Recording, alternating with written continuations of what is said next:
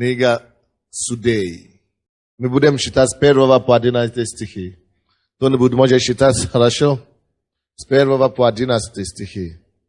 1 глава, с 1 по 11 стихи. Хорошо, я прочту сам. 1 глава, с 1 по 11 стихи. Извините, только что Дух Святой мне сказал, что есть наркоман один, недавно пришел, вошел недавно в зал. Человек, который колется. Как вам? Вам не хотелось бы разве начать Новый год с новым настроением? Если вы хотите начать Новый год с новой жизни, без наркотики, Бог заинтересован помочь вам в этом. Только если вы захотите. В принципе, если Он это открывает, значит Он это хочет для вас. Положите руку на вашу руку, где вы колитесь, и поблагодарите Господа за освобождение. За то, что Он очищает вашу кровь прямо сейчас. По смерти Иисуса вопрошали сыны Израилевы Господа, говоря: «Кто из нас прежде пойдет на Хананеев воевать с ними?» И сказал Господь: «Иуда пойдет. Вот я предаю землю в руки его». Иуда же сказал Симеону, брату своему: «Войди со мною в жребий мой, и будем воевать с хананеями, и я войду с тобою в твой жребий». И пошел с ним Симеон. И пошел Иуда, и предал Господь хананеев и ферезеев в руки их, и побили они из них в Везеке 10 000 человек. В Везеке встретились они с Адони-Везеком, сразились с ним и разбили хананеев и ферезеев. Адони-Везек побежал, но они погнались за ним и поймали его, и отсекли большие пальцы на руках его и на ногах его. Тогда сказал Адони-Везек: 70 царей с отсеченными на руках и ногах, их большими пальцами собрали крохи под столом моим. Как делал я, так и мне воздал Бог. И привели его в Иерусалим, и он умер там. И воевали сыны Иудины против Иерусалима, и взяли его, и поразили его мечом, и город предали огню. Потом вошли сыны Иудины воевать с хананеями, которые жили на горах и на полуденной земле, и на низменных местах. И пошел Иуда на хананеев, которые жили в Хевроне, имя же Хеврону было прежде Кириав-Арбы. И поразили Шишая, Ахимана и Фалмая. Оттуда пошел он против жителей Давира, имя Давиру было прежде Кириав-Сефер. Спасибо, сестричка. Я проповедую сегодня на теме Иуда ведет победы. Или же Иуда ведет наследство. Иуда ведет победы, или же Иуда ведет наследство. Если у вас есть, я вижу свободные места, если у вас нет, группа порядка, пожалуйста, помогите, чтобы эти свободные места все были заняты. Потому что люди стоят. Я хочу поприветствовать людей, которые смотрят по экранам на фойе. Дайте нам восклицание славы, чтобы мы знали, что вы с нами. Рады вас видеть, рады вас слышать. Мы думаем, что скоро эта проблема решится. Иуда ведет победы, или Иуда ведет наследство. Вы все знаете историю, как Господь посетил детей Израилевых в Египте. Бог решил освободить их. Сколько лет они были в плену у египтян? 400 лет. И Господь решил посетить их. И Господь посетил на самом деле. И Господь освободил их из Египта. И Бог обещал им, когда они шли из Египта: я веду вас в землю хорошую, добротную, там, где течет молоко и мед. Хорошее наследство. Хорошая будущность. Хорошая жизнь. Я вас веду туда. Вы хорошо жили в Египте. Но в земле хананейской, куда я вас веду, вообще там будет, очень хорошо. Братья и сестры, подобное обещание мы имели, когда Бог нашел нас в миру. Слушай, мы все до единого жили в Египте. ми жили в Єгипті рабстві греху. Ми жили в рабстві. Зависели от греха. Мы жили в рабстве проблем. Мы жили в рабстве от сатаны. Сатана правил нами, как фараон правил египтян. Израильтян. Дьявол издевался над нами, как он хотел. Когда мы были в миру. Мы были без Иисуса. Мы работали. Из даже стали, которые из нас мы стали рабами работы. Некоторые из нас мы стали рабами неудачной любви или попытки создать его, ее семью. Всякие поражения в миру. Египет – это мир. Египет – это место поражения. Это место властвования дьявола. Властвования фараона над народом Божьим. Мы все жили там. Мы, конечно, думали, что мы лучше всех жили. Но в глубине в душе мы знали, что у нас нет душевного покоя. Что-то не хватало всегда. Даже те, которые из нас лучше были. Все равно в душе что-то не хватало. В Египте ты никогда не сможешь чувствовать себя как дома. Египет не есть дом. Есть обетованная земля. И Бог вывел своего народа с этим словом обещания. Слушай, вам будет хорошо. Я буду вашим Богом там. Я буду вашим царем. Не просто земля очередная, но это земля, где будет течь молоко и мед. Это невероятно. Как это в земле течет? Течет прямо. Молоко и мед. Но молоко не течет. Нужно это самое, нужно давить молоко. А тут Бог говорит, что там вообще не надо будет давить, вообще течет. Мед тоже не течет. Мед надо собирать. Это метафора, который описывает нам, насколько хорошая жизнь Бог приготовил для людей, кого Он спас. Для людей, кого Он освободил от Египта. И 40 лет эти дети Израилеви, они шли в их наследство. Это было их наследство. Они намечтали об этом наследстве. Они ждали, они жаждали, когда же мы наследим эту землю наконец. Если бы это был ты, представляй, какой бы у тебя был эйфория и жажда. Где-то, когда же я доберусь до земли, где течет молоко и мед. Когда же я увижу, у них было желание. Они стремились в землю обетования.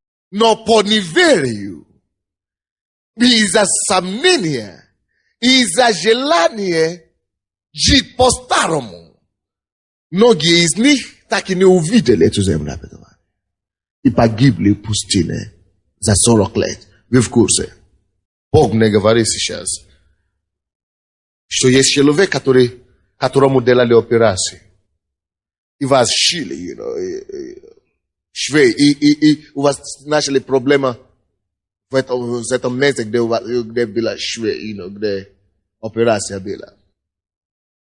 У вас проблема там же, где вас оперировали несколько лет, там надо, вроде бы что-то, либо открывается это швы, или это, что-то такое. Положите руку на себя и поблагодарите Господа, что Бог сам исправляет это дело. И совершает ваше здоровье. Совершенствует ваше здоровье. Это вы, женщина? Это желудок? С правой стороны? Амешов, аминь. Слава тебе, Господь.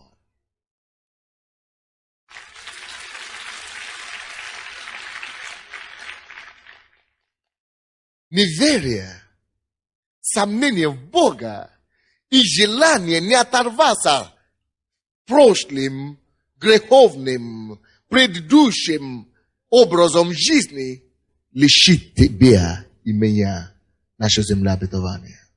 Они погибли в пустыне. Они вышли с Египта, чтобы наследовали эту землю обетования, но не дошли. Из-за чего? Сомнение в Бога. Недоверие Богу. Из-за желания жить по-старому. Представляете мне, скажите мне, пожалуйста, Если Бог тебя освободил от наркомании, от наркотиков, и ты постоянно имеешь желание жить по-старому в наркотике, то из вас знаешь, что хотя Бог тебя уже освободил, хотя Господь хочет тебя вести дальше, то из вас знаешь, что ты все равно умрешь в наркотиках. Как бы Бог тебя не делал чудо. Если ты сам не согласишься с Богом, Бог не насилует волю человека. Ты должен согласиться с ним. Бог уже спас нас. Я хочу вам сказать, Он также ведет нас в землю обетования. Есть хорошая жизнь во Христе Иисусе, поверьте мне. И не важно настолько, как плохо вам сегодня. Всем бывает тяжело, но есть свет в конце туннеля. Бог тебя не ввел в землю, где мучения, боли, страдания и неудачи. Он говорит, я тебя веду в землю, где будет течь мед и молоко. Это то, что Он обещал нам. Даже если пока тяжело в пустыне, мы хотим довериться Ему. Он сказал, я доверяю Ему. Но после даже 40 лет, когда эти люди уже погибли там, оставшиеся люди, которые уже доверились Богу и которые хотят наследовать землю, они уже вошли, они уже доехали в эту территорию, землю обетования. Вот теперь просто оставалось, чтобы они просто брали территорию, чтобы они просто разделили эту землю между собой. И Иисус Навин, который ввел их в эту землю, умер. Все распущенные, Господь исцеляет вас в зале, пожалуйста, положите руку. Иисус Навин умер, они уже доехали в землю. Теперь, но там жили еще другие люди, Хананеи, которые очень, вы помните, какими они были? Высокорослые. Они имели даже по 6 пальцы, они гиганты, они были исполнены. И тут умирает Иисус Навин. Нам же надо брать эту землю. Мы уже доехали, но как теперь нам взять ее? Мы уже приехали, мы уже доехали. Но как нам взять эту землю без того, чтобы оттолкнуть? Надо же убрать эти люди, которые там жили раньше. Это большая борьба была. Это большая проблема была. И хотя они уже доехали, они не могли владеть то, что Господь обещал им. И в силе того, что там жили эти высокорослые люди. Они уже доехали. Братья, есть слишком много людей, которые сидят в этом зале. Вы уже доехали в церковь. Это есть место вашего избавления. Я стою здесь, чтобы сказать, что если вы уже пришли в эту церковь, Бог поэтому вас и нашел. Если вы уже пришли, это место, где вы получили вашу победу. Это место, где ваша судьба сформируется. Это место, где Господь решит и исполнит его обетование в вашей жизни. То, что ты искал всю жизнь, здесь Бог это исполнит.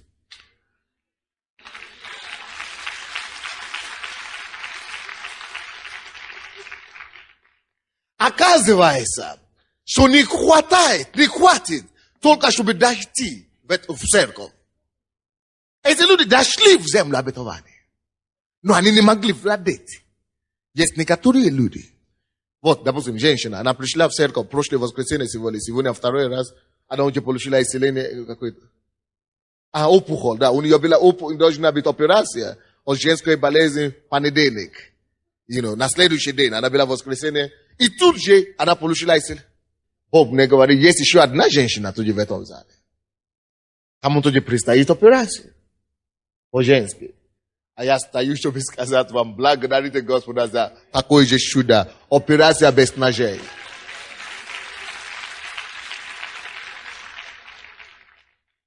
Здесь у нас есть люди из Павлова, здесь, я не знаю, к вам это относится или нет. Но есть тоже еще другой человек, который должен делать операцию в голове. Если это вы, я вижу вашу руку. Положите руку. И доверяйтесь Господу, что Он исцеляет вашу голову, что Он сам проводит эту операцию. Но к чему я веду? Женщина пришла. Первый день и сразу овладела то, что она искала. Но это еще не все. Но многие из нас, мы уже пришли. Хотя это есть то место. Это есть то место, где Бог хочет разрешить наши проблемы, но мы не можем брать. Эти люди уже пришли. Они уже дошли. Но возьми уже, они не могут брать. Что нам делать, братья? Когда мы доходим, когда мы знаем, что Бог решит мою проблему. Я знаю, что Бог же делает сюда для других, Он сделает для меня. Бог спас других, Он спас меня. Он довел других до неба, Он меня доведет до неба. Я знаю, что это мое место. Что нам делать, когда мы знаем, что вот это мое место, но я не могу получить. Почему другие получают, а я не могу получить? Что нам делать? Вот, израильтяне были в таком же положении. Они знали, что мы уже доехали в землю обетованную. Но куда нам дать? Давайте посмотрим это место Писания еще раз. Первую главу. С первого стиха. По смерти Иисуса вопрошали сыны Израилеви Господа, говоря, кто из нас прежде пойдет на Хананеев воевать с ними? Кто такой Хананеев? Это те люди, которые нужно убрать, чтобы владеть эту землю, которые жили там раньше. Земля хананейская, вы знаете, да? Он говорит, кто теперь пойдет на них? Мы уже доехали, но кто теперь дойдет, пойдет, чтобы собрать это самое? Посмотрите, самое интересное, это Божий ответ. 2 стих. И сказал Господь, Иуда пойдет. Вот, я предаю землю в руки его. Иуда пойдет. Когда надо было осмотреть землю обетованию, Бог сказал, чтобы выбрали представителей из всех колен. Нужно было все колены. Но тут, когда нужно было владеть победой, когда нужно было владеть наследством, почему Бог не сказал? Бог-то знает, что даже им всем тяжело идти на Хананеев. Они гиганты. Они все не могли. И тут Бог говорит, вы слушайте меня внимательно, пускай один только с колена, одно колено только. Тут было 12 колен, не могли ничего делать, не смогли идти. Он даже не говорил, хорошо, ты, одна колена или 6 колена идите, или 2 колена, или 3 колена. Он просто сказал, пускай, вот Иуда пойдет. Он даже не сказал, колено Иуды. Нет. Он говорит, пускай Иуда пойдет. Пускай пойдет Иуда. Слушай, всякий раз, когда ты в тупике, когда ты не знаешь путь вперед, когда ты нуждаешься в Божьем сверхъестественном вмешательстве, когда ты дошел до стенки, надо пробить. Что нужно? Бог говорит, Иуда пройдет. Иуда – это то, что прорывает путь. Иуда – это то, что владеет победу, когда уже никто, уже другой не возьмет. Иуда – это то, что даст тебе твое наследство, которое ты заслужил, но тебя не достает. Что же такое Иуда? Многие из вас знаете, но те, кто не знает, откройте со мной, пожалуйста, Бытие. 29 глава. Бытие, 29 глава, 35 стих. Бытие 29, 35. И еще зашла, эта женщина тут зашла, беременна, значит. И родила сына. И сказала, теперь-то я восхвалю Господа. Теперь-то я восхвалю Господа. Посему нарекла ему имя Иуда и перестала рожать. Потому что победа, все. Что такое Иуда? Восхвалю, восхваление. Напишите, Иуда обозначает восхваление, или прославление, или поклонение. Когда она родила, теперь что я сделаю? Я восхвалю. Когда тебе надо прорыв, когда тебе надо владеть твое наследство, когда тебе надо одержать крупную победу в жизни, Бог говорит, пускай пойдет Иуда. Пускай пойдет что? Прославление, восхваление, поклонение. Пускай пойдет Иуда. Когда ты приходишь в тупик, Когда ты говоришь, я не знаю, что делать, как что? Пускай пойдет Иуда. Там, где ничего больше не работает, пускай пойдет Иуда. Братья и сестры, пускай пойдет прославление Богу. Пускай пойдет восхваление Господа Бога. Пускай пойдет поклонение Ему. Теперь восхвалю. Как это я восхвалю? У меня не получается. Мы не можем идти. Брать то, что нам принадлежит. Восхвалю. Начни восхвалять. Начни прославлять. Начни поклоняться Господу. Братья и сестры, слушайте внимательно. Это декабрь 98 году. Бог нам сказал, что все, о чем мы молились в этом году, получили, не получили, все, слава Богу. Все то, что с нами творилось в этом году, хорошее, плохо, уже позади, слава Богу, уже ничего не поделаем. Но мы можем что-то делать о сегодняшнем дне, мы можем что-то делать о завтрашнем дне. И Бог говорит нам, в этом месяце, посвятить этот месяц Богу, благодарение, восхваление. Почему? Потому что все то, что мы не могли владеть в прошлом году, все то, что мы не могли иметь, то, что мы не могли прозваться, и Бог дал нам слово. Вы, только прославляя Бога, если ты молился за твое здоровье, ты не мог получить исцеление. Сейчас начни благодарить Господа, что оно уже есть у тебя. Что Бог тебе даст это исцеление. Просто начни благодарить Господа за все твои нужды, за все твои необходимости, за все твои проблемы. Просто не за то, что эта проблема есть, а за то, что Бог тебя освобождает. За то, что теперь восхвалю Господа. И то, что мы делаем на служении, вы слушаете меня? Каждое воскресенье, каждое служение, это не музыка просто так, Горе нам, если мы приходим сюда, только чтобы петь, как просто чтобы петь. Есть разница между песней, концерт или петь Богу, восхвалять, восхваление и поклонение. Бог создал музыку. Иногда есть музыку, разные музыки. Есть музыка, которая поднимает настроение людей. Есть музыка, которая помогает. То есть ободряет людей, которые... Это все хорошо. Но есть другая, иногда, которая... То же самая музыка, когда ты поешь Богу. Конкретно. Не просто поешь Богу, вот так. Но ты восхваляешь Богу. Спасибо.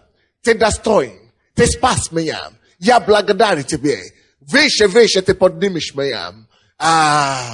Больше ты благословишь меня. Дальше дьявол бежит от меня. Я верю в тебя. Спасибо.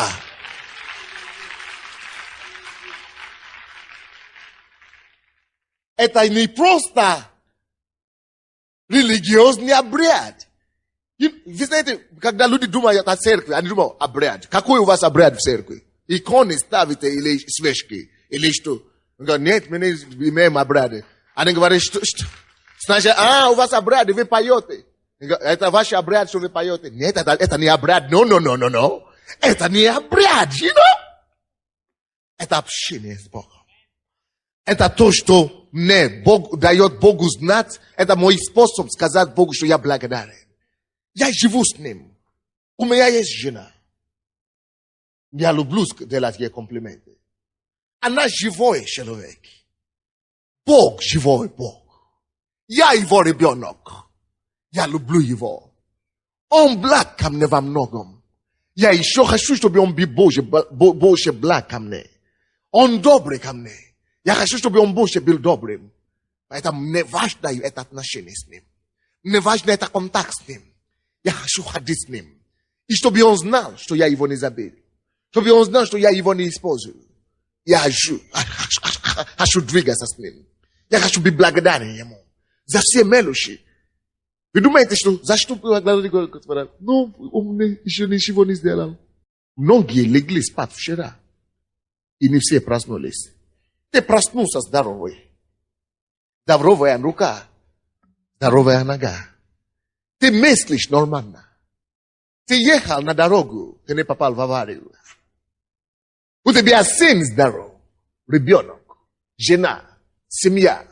Муж. Есть тысячи и миллионы вещей, за которые ты можешь благодарить Господа. Но суть том, что Бог создал нас. Исайя 43, 21. Но этот народ я образовал для себя, для своей славы, для своего восхваления. Для своего восхваления. Бог создал каждого из нас, чтобы мы воздавали Ему славу, чтобы мы благодарили, чтобы мы любили, чтобы мы признавали Его. Братья и сестры, в четверг я задал вопрос сегодня, что кто был в четверг? Кто-то был, кого-то не было. В четверг было очень хорошее слово. Он, брат наш, Джим, рассказал, что когда эти люди были в тюрьмах, честные люди, порядочные, они добрые, хотели помочь другим. И проповедовали им, как я. И потому что проповедовали, и люди спасались, люди освобождались, их посадили в тюрьму. И со мной еще лучше поступают. Меня еще не посадил никто. Цивилизация другая. Потому что весь мир возмутится. Но, короче, их посадили. Вы знаете что? Теперь нам хотят фабриковать какое-то обвинение. Но им не надо было фабриковать за то, что они проповедовали Иисуса. Все. Это и было обвинение. За что? Их посадили. Они могли бы там сидеть и говорить, Боже, за что меня посадили? Ну почему меня? Мы же хорошие такие, мы же помогали людям. Почему нас посадили? Может быть, они так говорили сначала, но потом они начали похвалять. Не написано, что они там говорили. Вообще, они не так не говорили.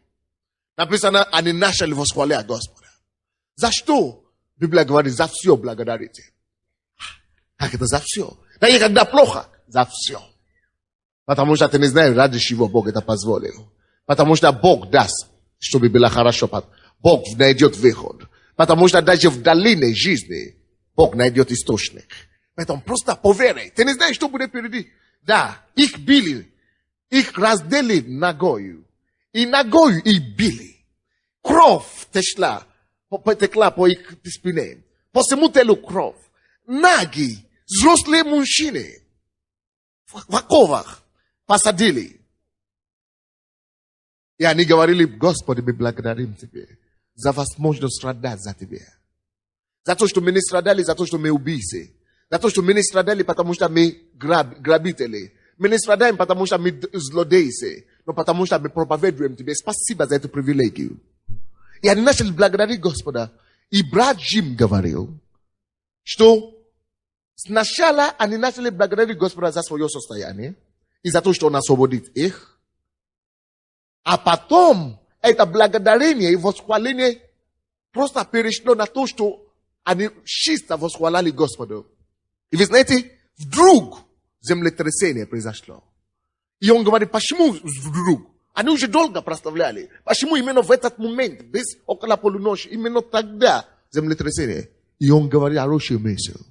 Он говорит, когда твое прославление и восхваление Богу становится событием между тобой и Богом, когда ты становишься поглощенным этим поклонением, этим прославлением, когда ты уже не замечаешь ни друга, ни боли, ни обстоятельства, ни проблемы, когда ты уже не замечаешь ни соседа, ни кто рядом стоит, ничего, когда ты уже просто, твое сердце, именно, Богу, ты уже просто Бога прославляешь, Богу восхваляешь, когда именно ты сосредотачиваешься и забываешь все, когда ты уже поглощен.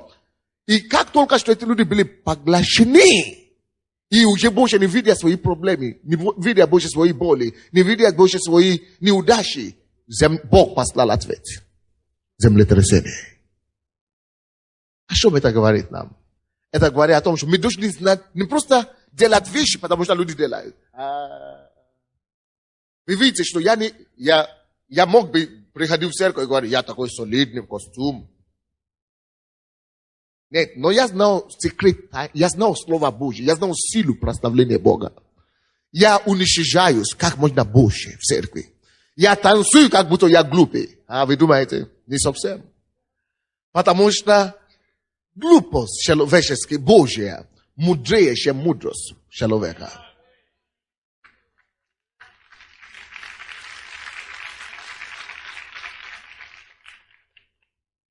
Когда мы уничижаемся перед Ним, когда мы поглощаемся им, только мы, Он, Иисус только ты и я.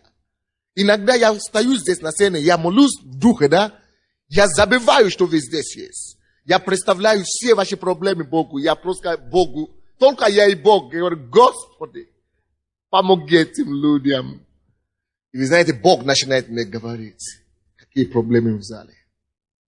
Он начинает мне открывать, я начинаю видеть вещи. Так, чудный Бог. Никогда больше не относись к поклонению и прославлению и песни в церкви, как будто ты посторонний, участник. Никогда больше не равнодушно не относись к хвале и поклонению Богу. Будь поглощаем. Даже есть некоторые такие, которые приходят в церковь во время прославления.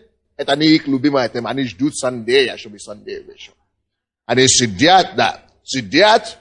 Я что, ребенок? Чтобы вот так танцевать, прыгать. Я что, ребенок?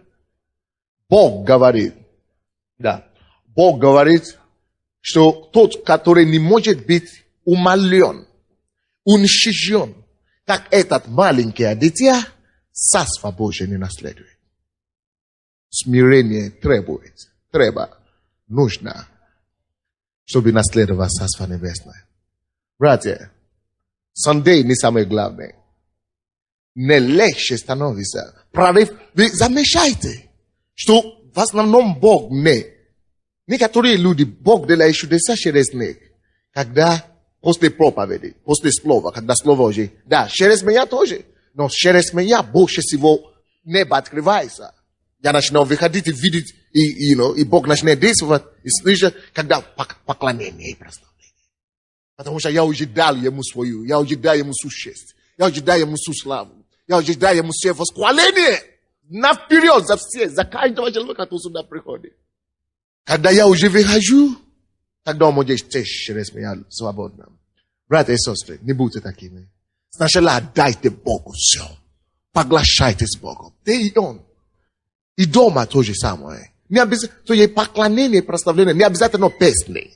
Песни это всего лишь одни из способов выражения, то есть свое сердце Богу. Но в принципе поклонение и прославление Господу это твое сердце, отношение твоего сердца, то есть общение.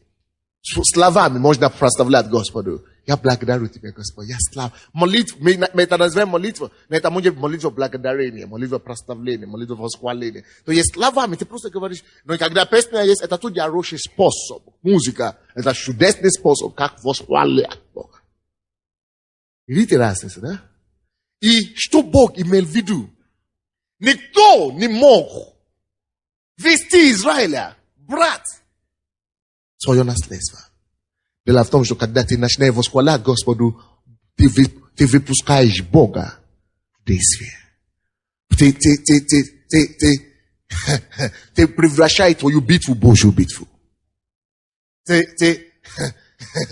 Давайте посмотрим дальше. Очень важно то, что я говорил вам только что. 2 стих еще раз, давайте посмотрим. Это Судей.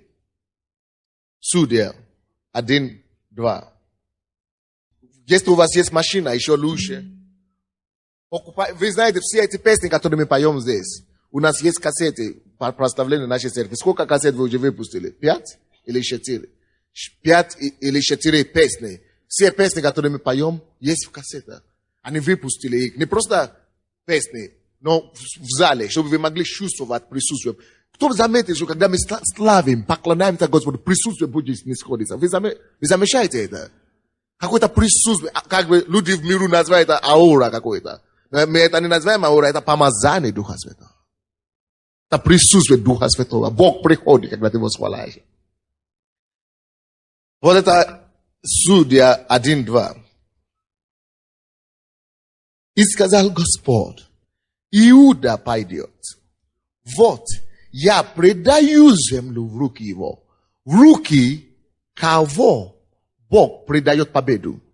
Вот, я предаю победу в руки кого? Хвали. В руки кого? Хвали. Я говорил только об одном человеке, у кого проблема с сердцем. Есть другой человек, у кого проблема с сердцем. По-моему, у вас жмет сердце, как будто она уменьшивается. Видно? Положите руку, пожалуйста. Просите, чтобы он исцелил вас. Он говорит, Иуда пойдет. И я предам победу в руки его. Слушай, вы много о чем молились. Бог говорит нам в понятном слове сегодня. Я предам твою победу в твое поклонение, твоему поклонению. Я предам твою победу в твоей хвале.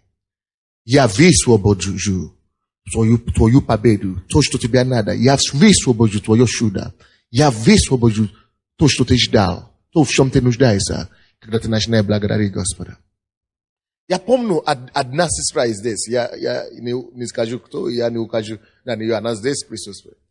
Она мне говорит, она очень сильно молилась за сына. Очень сильно. И вдруг, она просто начала благодарить Господа за все, за то, что Бог ее спас, за то, что Бог ее привел в церковь. Просто благодарить. Она просто начала благодарить. Она даже не знала за что. Благодарить Бога за все. За церковь, за сына, за семью, за все, что Бог дал ей. И вдруг Бог дал ей видение. И слышит голос. Я спас твоего сына. Он спасен. И она начала благодарить Бога, благодарить. Именно она молилась до того, постилась до того. Но не было очевидной победы, не было какие-то изменения. Но когда она просто начала славить, сама в комнате, в офисе, просто начала славить Господа, благодарить Господа, вдруг Бог ей дает голос, показывает видение, все. Хвала. Твое хвале. Твое благодарение Богу. Твое не просто словами вот так автомат, а твое сердечное, переполненное, благодарное сердце принесет тебе ожидаемое чудо. Это слово Божье говорит, я предам победу в руки Иуды. В чем ты нуждаешься в победе сегодня? В чем ты нуждаешься в том, чтобы владеть? То, о чем ты молишься давно, что ты ждал давно. Бог говорит, я предам победу в руки хвали. Поэтому, даже если вы это еще не делали, каждый день давайте будем благодарить Господа. До конца месяца, до Нового года, будем просто благодарить Господа. Будем только славить Его. За все нужды, за все проблемы, мы будем благодарить, что Бог посылает Его ответ. За то, что Он уже услышал наши молитвы. За то, что Он помогает нам. За то, что Он дает свою победу нам. Все, мы будем просто благодарить и быть благодарны Господу. Вы поняли меня? Аминь. Давайте пойдем дальше. Я еще одно вам покажу. Что происходит, когда ты славишь? Что происходит, когда мы восхваляем? Что происходит, когда мы благодарим Господа? Бытие 49 глава. Бытие 49. Как это? Что происходит на самом деле? Он говорит, Иуда пойдет. Когда вы хвалите Господа, что происходит, что творится в духовном мире? Давайте будем читать с 8 по 12 стихи. Где эта сестра? С 8 по 12 стихи. Хорошо, ничего, я прочту. Вы нашли Бытие 49, 8 по 12 стихи.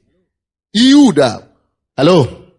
Это было событие, которое произошло, когда Иуда, это был тот ребенок, который родился тогда.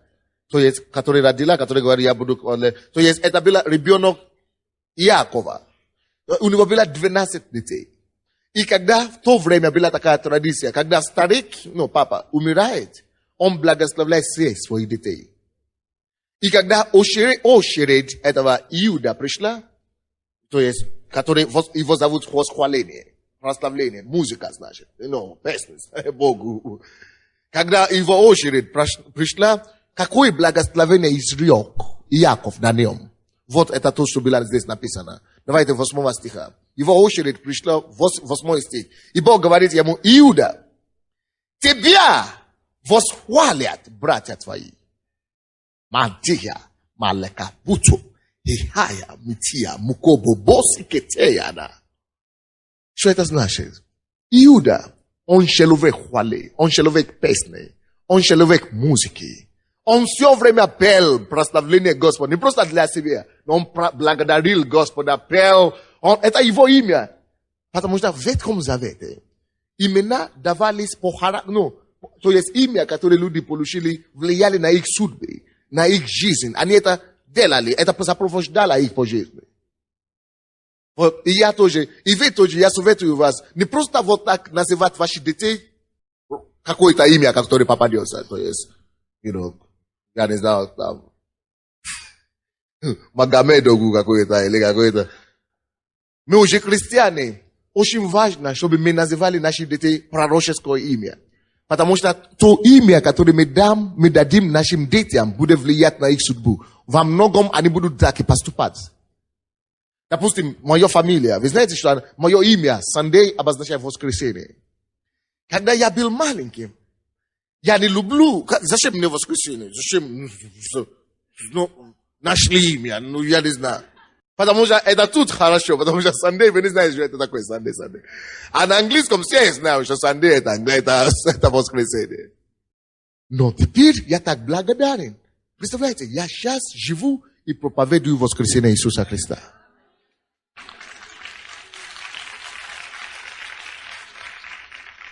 Допустим, моя фамилия, многие вы слышали, кто знает, как моя фамилия? Аделаджа. Аделаджа значит тот, кто приходит, с примирением. Тот, кто приходит с примирением.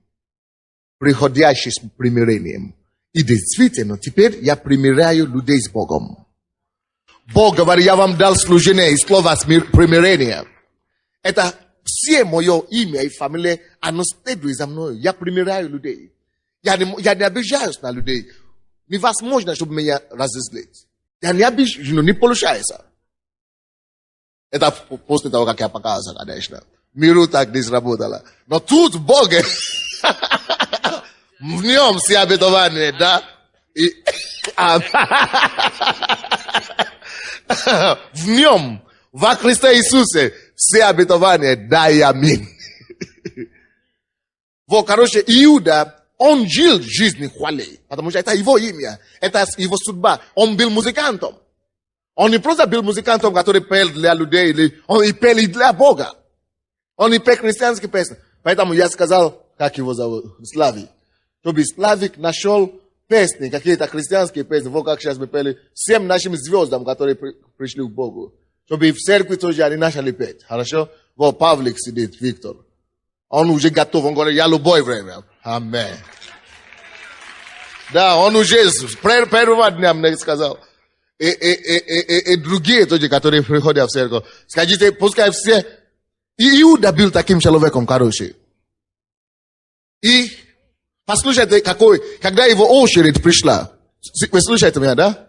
Когда очередь Иуда пришла, Бог ему сказал, отец ему сказал, 8 стиха, Иуда, тебя восхвалят братья твои.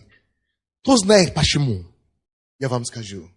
Почему именно это есть первое благословение на него? Потому что во всем он жил жизнь хвалы Богу. Он всегда восхвалял. Он всегда восхвалял, благодарил, воспевал Богу. И когда ты сеешь, то, что ты сеешь, то и пожнешь. Он сеял хвалу. Он сеял образ жизни хвалы. Бог говорит, кто почтет меня, того я почту. Он говорит, кто будет чтить, кто чтет меня, кто чтит меня, того я что? Почту. И благодаря тому, что Иуда, его имя, он славит Бога все время, Бог говорит, я тебе подниму настолько, что все твои братья, все, это ненормально. Такое благословение ненормально в Израиле. Потому что в Израиле такая традиция, что именно первый ребенок должен получить больше хвалы. То есть двойное помазание, двойное благословение на первого ребенка. То есть, если все дети должны восхвалять кого-то, они должны восхвалять именно старшего ребенка. А тут, потому что этот человек сеял жизнь в восхвалении Богу. Благодарение, это Бог говорит, что то, что ты сеешь, то, что ты даешь мне, даже все твои братья, даже твои старшие и младшие, люди, которые даже старше тебя, будут тебя восхвалять. Когда ты начинаешь славить Господа, есть почтение. особое почтение, которое Бог тебе дает. Вот. Иуда приносит хвалу. Он говорит, тебя восхваля, братья твои. Рука твоя на хребте врагов твоих. Что это значит?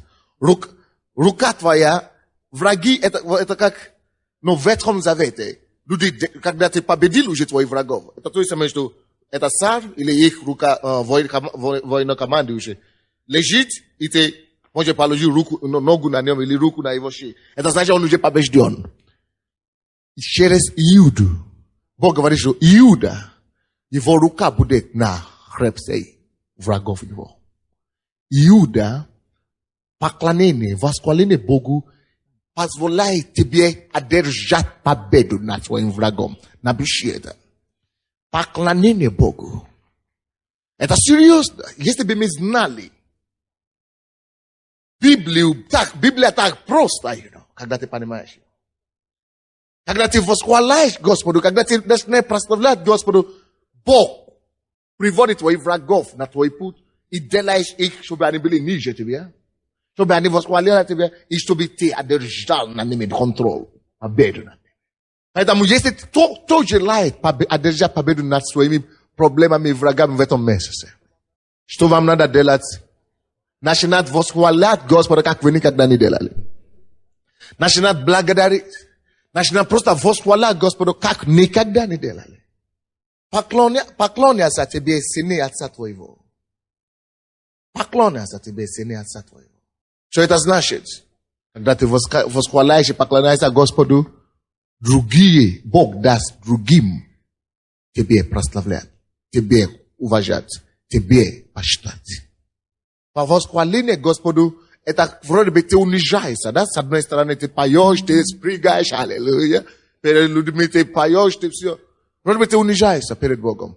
Но это то, что Богу нравится. Бог говорит, что смиренному Он дает благодать. А гордому Он противится. Это написано в Иакове 4:7. Не. 5:7. 5:6-7.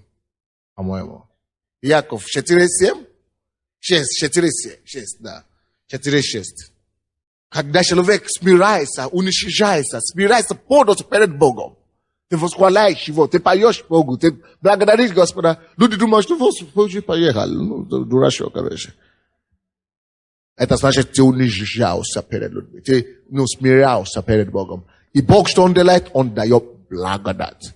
И благодать это сделает, чтобы другие, наоборот, Он говорит, что кто унижает сам себе, того поднимет Бог. А кто сам себе поднимает, того унизит Бог. То есть это духовные принципы, которые мы с вами должны знать. Это то, что происходит. 9 стих говорит, молодой лев Иуда, сдобивший, сын мой, поднимайся. Молодой Иуда, молодой лев, это прообраз лев, это царь животный, я не знаю, король животный. Зверь, это король зверей, царь зверей.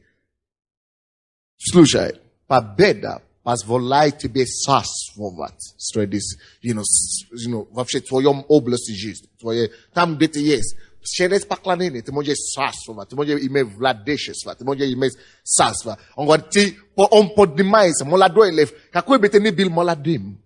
Если ты умеешь, если ты развиваешь характеристику и качество, восхвалить Господу, прославлять Господа, он говорит, что молодой лев поднимается с добычей. Ты не сможешь быть непродуктивным человеком. Ты не сможешь быть непродуктивным, как это по-русски. Неплодотворным почвой. Ты будешь плодотворным человеком. Ты всегда будешь идти с добычей. Ты не можешь идти с пустыми руками. Если ты действительно искренним поклонник. Бог тебя будет всегда открывать добычи, открывать милости, открывать дорогу, открывать где заработать, где взять, где что-то иметь. Ты будешь царствовать, ты будешь владеть. Ты будешь всегда идти. Какой бы молодой ты не был, даже молодой лев. Какой бы ты молодым не был, ты будешь иметь успех. Преклонился он, лег как лев, и как львица, то поднимет его. это авторитет, который никто не может сравнить. Когда ты в контроле, ты имеешь авторитет, который никто не может сопоставлять. Через Иуда. К сожалению, мое время уже, Боже мой. Это половина проповеди. Я закончу в следующее воскресенье. Как я назвал эту проповедь? Следующее воскресенье, это что у нас? 27-е. Да, это не первое еще, это не... Ага, хорошо, да, я успею еще. Я успею. Кто следующее воскресенье, как я назвал эту проповедь? Иуда что? Ведет наследство. Иуда ведет победы. Поэтому, братья и сестры, давайте будем останемся на 5 минут. Будем петь какую-то песню, хвали и прославление. Будем просто прославлять Бога от всего сердца, от всей души. Он говорит, победу я дам в руки Иуды. Победу я дам в руки хвали. Победу я дам в руки. Наследство я дам в руки хвали. Братья и сестры, я не буду молиться за нас. Пока ты будешь славить и будешь поклоняться Господу, твои чудеса буду перегонять тебе. Буду догонять и перегонять тебе. Пока ты будешь славить Господа, вы помните, важно, чтобы ты достиг точку, когда ты один с Богом. Значит, если все вокруг, но ты поешь Богу, ты прославляешь Господа, только ты Он. Вот когда ты смог достичь вот эту гармонию твоего сердца с Богом, значит, твоя победа все обеспечена. Давайте будем славить Его.